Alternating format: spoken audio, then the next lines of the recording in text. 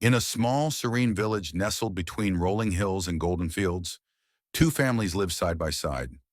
The Rahmans and the Alis were not just neighbors, they were like one family. Their bond was so strong that when both families welcomed sons on the same day, it felt like a blessing from Allah. The boys were named Yusuf Rahman and Ibrahim Ali. From the moment they could crawl, Yusuf and Ibrahim were inseparable. Their mothers often joked that they were twins born to different mothers. Yusuf, with his calm demeanor and thoughtful eyes, was the quieter one.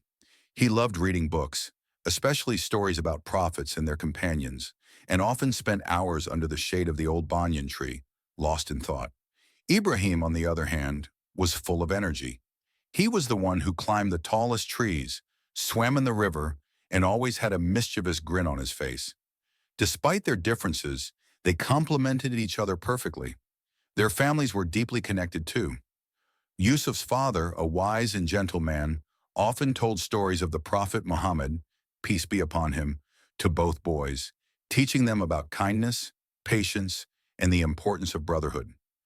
Ibrahim's mother, a warm and nurturing woman, treated Yusuf like her own son, always making sure he had a plate of his favorite biryani whenever she cooked. The boys grew up in an environment filled with love, faith, and mutual respect. As they grew older, their bond only deepened. They prayed together at the village mosque, fasted together during Ramadan, and even saved up their pocket money to buy gifts for each other on Eid. Their favorite pastime was sitting by the river, sharing their dreams. Yusuf dreamed of becoming a scholar, someone who could guide people with the wisdom of Islam. Ibrahim, ever the adventurer, wanted to travel the world and help those in need, inspired by the stories of the Sahaba, companions of the Prophet. But life wasn't always perfect. One summer, a disagreement arose between them. It started over something trivial, a game of marbles that turned into a heated argument. Pride got in the way, and for the first time in their lives, Yusuf and Ibrahim stopped speaking to each other. Days turned into weeks, and the silence between them grew heavier. Their families noticed but decided not to interfere, hoping the boys would resolve it on their own. The village, too, felt the absence of their laughter. The elders often said, "Even the strongest bonds can be tested, but true friendship always finds a way back." Deep down, both Yusuf and Ibrahim missed each other terribly. They just didn't know how to bridge the gap their pride had created. One evening, as the sun dipped below the horizon and the call to prayer echoed through the village, Yusuf sat under the banyan tree, staring at the river. He remembered all the times he and Ibrahim had spent there, talking about their dreams and sharing their fears. Tears welled up in his eyes as he realized how much he missed his friend. At the same time, Ibrahim stood by the river, kicking pebbles into the water, feeling the weight of the silence between them. That night, Yusuf made a decision. He would go to Ibrahim's house and apologize no matter what. But as he walked toward his friend's home, he noticed a crowd gathered outside. His heart sank when he saw the worried expressions on their faces. Something was wrong. Yusuf pushed through the crowd, his heart pounding with fear. When he reached the front, he saw Ibrahim's mother sitting on the doorstep, her face pale and her hands trembling. She looked up at Yusuf, her eyes filled with tears. "Ibrahim, he's very sick," she whispered. "The doctor says it's serious." Yusuf felt as if the ground had been pulled out from under him. He rushed inside, ignoring the murmurs of the villagers. There, lying on a bed, was Ibrahim. His face was pale, and his breathing was shallow. But when he saw Yusuf, a faint smile appeared on his lips. "You came," Ibrahim said weakly. Yusuf knelt beside the bed, tears streaming down his face. "I'm so sorry, Ibrahim. I should never have let pride come between us. You're my brother, my best friend. Please forgive me." Ibrahim reached out and took Yusuf's hand. "There's nothing to forgive, Yusuf. I missed you too. I was just too stubborn to say it." The two friends held each other's hands tightly, their bond stronger than ever. For the next few days, Yusuf stayed by Ibrahim's side. He recited verses from the Quran, prayed for his friend's recovery, and shared stories of their childhood. Ibrahim's condition seemed to stabilize, and for a brief moment there was hope. But one night, as the village slept under a blanket of stars, Ibrahim's breathing grew faint. He looked at Yusuf and said, "Promise me something, brother." "Anything," Yusuf replied, his voice choked with emotion. Promise me you'll keep our dreams alive. Study hard. Become the scholar you always wanted to be. And when you help others, think of me." Yusuf nodded, tears falling onto Ibrahim's hand. "I promise, Ibrahim. I promise." With those words, Ibrahim closed his eyes and took his last breath. The room was filled with silence, broken only by Yusuf's sobs. The loss was unbearable. It felt as if a part of Yusuf had died with his friend. The next morning, the village gathered to prepare for Ibrahim's funeral. Yusuf was inconsolable. He couldn't eat, couldn't sleep, and couldn't bring himself to participate in the funeral rites. The villagers understood his grief and stepped in to help. As they carried Ibrahim's body to the graveyard, Yusuf followed behind, his heart heavy with sorrow. When they reached the gravesite, Yusuf stood frozen, unable to watch as his friend's body was lowered into the ground. It was too painful, too final. The villagers gently completed the burial, reciting prayers for Ibrahim's soul. As they placed the final handful of soil over the grave, Yusuf collapsed to his knees, his tears mixing with the earth. That night, Yusuf returned home, feeling more alone than ever. He sat under the banyan tree, staring at the river where he and Ibrahim had spent so many happy moments. The memories flooded his mind and he whispered a prayer. "Ya Allah, give me strength. Help me honor Ibrahim's memory." Little did Yusuf know, this was only the beginning of a journey that would teach him and the entire village about the eternal nature of friendship, the power of forgiveness, and the mysteries of the afterlife. Days turned into weeks, and Yusuf's grief showed no signs of easing. He wandered through the village like a shadow, his once bright eyes now dull with sorrow. The villagers tried to comfort him, but no words could ease the pain of losing his other half. Ibrahim's absence was a constant ache, a void that nothing could fill. Yusuf's parents worried for him. His father, a man of deep faith, gently reminded him, "Yusuf, my son, death is a part of life. It is a test from Allah. Ibrahim is in a better place now, and it is our duty to honor his memory by living a life that would make him proud." Yusuf nodded, but the words felt distant, like echoes in an empty room. He tried to focus on his studies as he had promised Ibrahim, but his heart wasn't in it. Every book he opened, every verse he read, reminded him of the dreams they had shared. The village mosque, where they had prayed side by side, now felt unbearably lonely. One night, exhausted from crying, Yusuf fell into a deep sleep. In his dream, he found himself standing in a vast, beautiful meadow. The grass was a vibrant green, and the air was filled with the scent of flowers. In the distance, he saw a figure walking toward him. As the figure drew closer, Yusuf's heart leaped. It was Ibrahim. But this was not the Ibrahim he had last seen. Weak and pale, this Ibrahim was radiant, his face glowing with a light that seemed to come from within. He smiled warmly and said, "Yusuf, my brother, why are you so sad?" Yusuf ran to him, tears streaming down his face. "Ibrahim, I miss you so much. Life isn't the same without you." Ibrahim placed a hand on Yusuf's shoulder. "I miss you too, but you mustn't grieve like this." "I am at peace, Yusuf. Allah has been merciful to me, but you still have a purpose to fulfill. Remember your promise to me. Become the scholar you always wanted to be. Help others, and when you do, know that I am with you, always." Yusuf woke up with a start, his heart racing. The dream felt so real, so vivid. He could still feel Ibrahim's hand on his shoulder, hear his voice in his ears. For the first time since Ibrahim's death, Yusuf felt a glimmer of hope. He got up, washed his face, and performed his Fajr prayer with a renewed sense of purpose. As the days passed, Yusuf began to change. He threw himself into his studies, determined to honor Ibrahim's memory.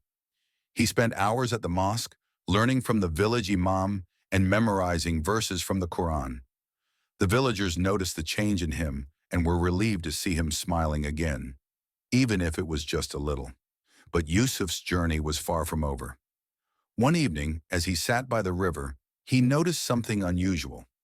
Near the edge of the water, where he and Ibrahim used to sit, a small patch of flowers had bloomed. They were unlike any flowers Yusuf had ever seen. Their petals were a deep, rich blue, and they seemed to glow faintly in the moonlight. Curious, Yusuf leaned closer. As he did, he heard a soft whisper, like the rustling of leaves in the wind. It was Ibrahim's voice. Yusuf, it said, there is more to this life than what we see. Trust in Allah, and He will guide you. Yusuf looked around, but there was no one there. The whisper faded, leaving him with a sense of awe and wonder. He knew then that Ibrahim was still with him, not in body but in spirit, and he knew that their bond, forged in this life, would endure even beyond the grave. The mysterious blue flowers by the river became a symbol of hope for Yusuf. Every evening he would visit the spot, sitting quietly and reflecting on his life, his faith, and his friendship with Ibrahim. The whispers he heard that night lingered in his mind, comforting him and reminding him that Ibrahim's soul was at peace. One day as Yusuf sat by the river, the village imam approached him. The imam, a wise and gentle man, had noticed Yusuf's transformation and wanted to offer guidance. Yusuf, he said, sitting beside him, I see that you have found solace in your faith. But tell me, what is it that still weighs on your heart? Yusuf hesitated for a moment before replying, I miss Ibrahim, Imam. I feel his absence every day. But more than that, I feel a deep longing to understand what happens after death. Is he truly at peace? Will I ever see him again? The Imam smiled kindly. Yusuf, death is not the end. It is merely a transition from this world to the next. The Quran tells us that the souls of the believers are in the care of Allah, resting in a place of peace and beauty until the day of judgment. And on that day, those who lived righteous lives will be reunited with their loved ones in Jannah, the eternal paradise. Yusuf listened intently, his heart swelling with hope. But how can I be sure that Ibrahim is among them? He asked. The Imam placed a hand on Yusuf's shoulder. Allah is the most merciful, Yusuf. If Ibrahim lived a life of faith and kindness, as I believe he did, then he is surely in a place of peace. And if you wish to honor his memory, live a life that pleases Allah. Help others, seek knowledge, and strengthen your faith. In doing so, you will not only honor Ibrahim, but also draw closer to Allah. Yusuf nodded, feeling a sense of clarity he hadn't felt in weeks. He decided to dedicate himself even more to his studies and to serving the village. He began teaching the younger children at the mosque, sharing the stories of the prophets and the lessons of the Quran. He also helped the elderly villagers with their chores, always with a smile on his face. But despite his newfound purpose, Yusuf couldn't shake the feeling that there was more he needed to do. One night, as he lay in bed, he had another dream. This time, he found himself standing in a vast, beautiful garden. The air was filled with the scent of flowers, and the sound of flowing water echoed in the distance. In the center of the garden stood a tree, its branches heavy with golden fruit. Beneath the tree stood Ibrahim, even more radiant than before. He smiled at Yusuf and said, This is a glimpse of what awaits us, my brother. But there is still work to be done in the world you left behind. Go back, Yusuf. Live your life with purpose, and when the time comes, we will meet again. Yusuf woke up with tears in his eyes, but a heart full of peace. He knew now that his journey was not just about grieving Ibrahim's loss, but about living a life that would bring him closer to Allah, and ultimately to his friend. The next morning, Yusuf went to the graveyard to visit Ibrahim's grave. As he stood there reciting Surah Al-Fatiha, he noticed something unusual. Next to Ibrahim's grave was an empty plot of land. Curious, he asked the caretaker about it. The caretaker, an old man with a kind face, explained, That plot has been reserved for many years. It was meant for someone who was dear to Ibrahim's family, but no one has claimed it yet. Yusuf felt a strange sense of connection to the empty grave. He didn't know why, but he felt as if it held some significance for him. As he left the graveyard, he made a silent promise to himself. He would live a life worthy of being buried next to his beloved friend. Yusuf couldn't stop thinking about the empty grave next to Ibrahim's. It felt like a silent call, a reminder of the bond they had shared and the promise he had made to live a life that would honor his friend. He began visiting the graveyard more often, not just to pray for Ibrahim, but to reflect on his own life and the legacy he wanted to leave behind. One day, as he stood by the graves, an elderly woman approached him. She was dressed in simple clothes, her face lined with age, but her eyes filled with warmth. "You must be Yusuf," she said softly. Yusuf nodded, surprised. "Yes, I am. How do you know me?" The woman smiled. "Ibrahim used to talk about you all the time. He said you were his brother in every way but blood." I'm his aunt, Fatima. I've been away for many years, but I returned when I heard of his passing. Yusuf's eyes filled with tears. I miss him every day, he said. He was my best friend, my brother. Fatima placed a gentle hand on his arm. Ibrahim loved you deeply, Yusuf. He often spoke of the dreams you shared and the bond you had. He believed that true friendship is a gift from Allah, one that transcends this life. Yusuf wiped his tears and asked, do you know why the grave next to his is empty? The caretaker said it was reserved for someone dear to his family. Fatima's expression grew thoughtful.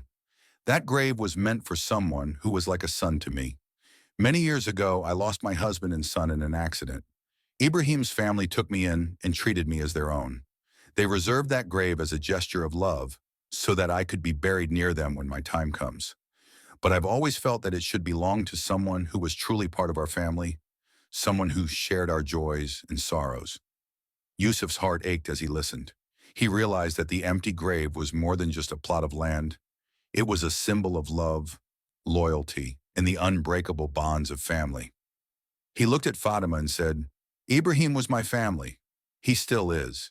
If it's all right with you, I would like to be buried next to him when my time comes. Fatima's eyes filled with tears. She took Yusuf's hand and squeezed it gently. Ibrahim would have wanted that, and so would I.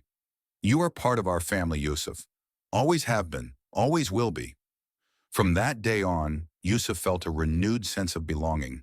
He continued to visit the graveyard, but now it was not just a place of grief. It was a place of connection, a reminder of the love and loyalty that bound him to Ibrahim and his family. As the years passed, Yusuf fulfilled the promise he had made to Ibrahim. He became a respected scholar, known for his wisdom and kindness. He taught at the village mosque, guiding others with the lessons of the Quran and the stories of the prophets. He also helped those in need, always remembering Ibrahim's dream of traveling the world to help others. But no matter how busy he became, Yusuf never forgot his friend. Every year on the anniversary of Ibrahim's death, he would visit the graveyard and sit by his grave, sharing stories of his life and the impact Ibrahim had on him. He would recite Surah Yasin, praying for Ibrahim's soul and reflecting on the lessons he had learned from their friendship. One evening, as the sun set over the village, Yusuf sat by the river, just as he and Ibrahim had done so many times before. He closed his eyes and whispered a prayer. Ya Allah, thank you for the gift of Ibrahim's friendship. Thank you for the lessons he taught me and the love we shared. When my time comes, let me be reunited with him in Jannah, where we can continue our journey together. As he opened his eyes, he noticed the blue flowers by the riverbank. They were in full bloom, their petals glowing softly in the twilight. Yusuf smiled, feeling a sense of peace he hadn't felt in years. He knew that Ibrahim's spirit was with him, guiding him and reminding him of the eternal nature of their bond. Years turned into decades and Yusuf grew older. His hair turned gray, and his steps became slower, but his heart remained full of love and faith. He had lived a life of purpose, honoring Ibrahim's memory and fulfilling the promise he had made so many years ago. The village respected him as a wise and compassionate scholar, and his students loved him for his kindness and patience. One evening, as Yusuf sat under the banyan tree, he felt a strange sense of calm. The sun was setting, painting the sky in shades of orange and pink, and the air was filled with the scent of blooming flowers. He closed his eyes and whispered a prayer of gratitude for the life he had lived. That night, Yusuf had a dream. He found himself standing in the same beautiful garden he had seen years before. The tree with golden fruit stood tall, its branches swaying gently in the breeze. Beneath it stood Ibrahim, just as radiant as ever. But this time, he wasn't alone. Beside him stood Yusuf's parents, his teachers, and many others who had touched his life. They all smiled at him, their faces filled with love and joy. Ibrahim stepped forward and said, Yusuf, my brother, your time in this world is coming to an end. But do not be afraid. You have lived a life of faith and kindness, and Allah is pleased with you. Come, join us. We have been waiting for you. Yusuf woke up with tears in his eyes, but a heart full of peace. He knew that his time had come. He called his family and students to his side and shared his final words of wisdom. Live a life of love and faith, he said. Cherish your relationships, for they are a gift from Allah. And remember, death is not the end. It is the beginning of an eternal journey. As Yusuf took his final breath, The village mourned the loss of a beloved scholar and friend, but they also celebrated his life, knowing that he had left behind a legacy of love and faith. When it came time to bury Yusuf, the villagers gathered at the graveyard. Fatima, now an elderly woman, stood by the empty grave next to Ibrahim's. She smiled through her tears as she said, "This grave was always meant for you, Yusuf. You were part of our family, and now you will rest beside your brother." As Yusuf's body was lowered into the grave, the villagers recited prayers and verses from the Quran. They placed flowers on his grave, including the blue flowers that had bloomed by the river so many years ago. The caretaker, now an old man himself, whispered, "These two graves are a testament to a friendship that even death could not break." That night, as the villagers returned to their homes, they noticed something extraordinary. The two graves, side by side, seemed to glow faintly in the moonlight. The blue flowers around them bloomed brighter than ever, their petals shimmering like stars. It was as if the souls of Yusuf and Ibrahim were reunited, their bond stronger than ever. The villagers smiled, knowing that Yusuf and Ibrahim were together again, in a place of peace and beauty. They whispered prayers for their souls, grateful for the lessons they had taught about love, loyalty, and the eternal nature of friendship. Years passed, and the story of Yusuf and Ibrahim became a legend in the village.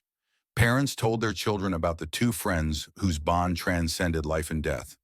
The graves of Yusuf and Ibrahim, side by side, became a place of reflection and prayer.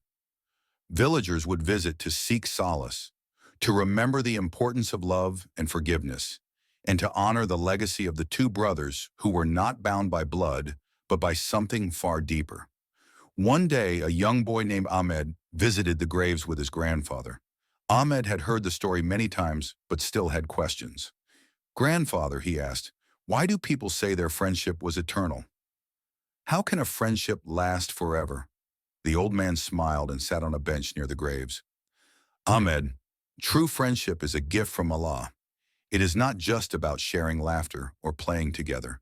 It is about standing by each other in times of joy and sorrow, about forgiving each other's mistakes, and about helping each other grow closer to Allah." Yusuf and Ibrahim showed us that even when one leaves this world, the bond they shared remains unbroken. Ahmed looked at the two graves, now covered in blue flowers that seemed to bloom all year round. "But how do we know they are together now?" he asked. The grandfather pointed to the sky, where the first stars of the evening were beginning to appear. "Allah tells us in the Quran that the souls of the believers are in a place of peace, waiting for the day of judgment. On that day, those who lived righteous lives will be reunited with their loved ones in Jannah." Yusuf and Ibrahim lived lives of faith and kindness. They loved each other for the sake of Allah. And so by His mercy, they are together now, in a place more beautiful than we can imagine. Ahmed nodded, his young heart filled with wonder. He picked a blue flower and placed it gently on Yusuf's grave. "I hope I have a friend like Ibrahim one day," he said. The grandfather patted his shoulder. "You will, Ahmed. But remember, a true friend is not just someone who makes you happy. A true friend is someone who helps you become a better person, someone who reminds you of Allah and the purpose of this life." As the years went by, Ahmed grew up to be a kind and faithful young man. He often visited the graves of Yusuf and Ibrahim, not just to honor their memory, but to remind himself of the lessons they had taught. He found a friend who shared his dreams and values, and together they worked to make their village a better place. The blue flowers by the river continued to bloom, their petals glowing softly in the moonlight. The villagers believed that the flowers were a sign from Allah, a reminder of the eternal bond between Yusuf and Ibrahim. They became a symbol of hope, love, and the power of forgiveness. And so the story of the two brothers, bound by friendship, tested by grief, and united in the afterlife, lived on. It was a story that touched hearts, inspired souls, and reminded everyone who heard it of the beauty of love, the importance of loyalty, and the promise of eternal peace. Subscribe and press the bell icon so that you never miss the amazing video.